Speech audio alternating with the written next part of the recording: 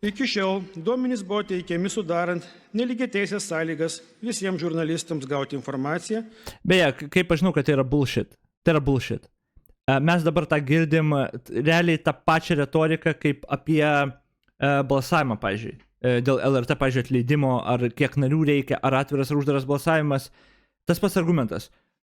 Nebandoma atsakyti klausimą, kaip turėtų būti, o bandoma parodyti, kad kad buvo blogai. Ir dabar mes pakeitimus darom, nes jų reikia. Tai čia aš lygiai tą patį matau. Nes tu gali pasakyti praeitį, bet tu dabar pasakai, kaip turėtų būti. Prie duomenų turėtų prieiti jo, tai... Bet tai nesako. Mes įvertinsim, pažiūrėsim ir galų gale ten priimsim. Bet nėra to žinutės. Yra paminima, anksčiau tai buvo blogai ir mes turim keisti. Bet vienareikšmiškai turi žurnalistai gauti prieinamą informaciją, kiek įmanoma laisviau ten, visiškai. Tai net jeigu nebuvo teisinio sureguliavimo kažkokį, turi tą ir pasakyti tada, kad mes turi turėti prieigą ir padarysim ten, kad galų galia turėtų įrangą, bet to nėra. Kaip ir dabar nėra.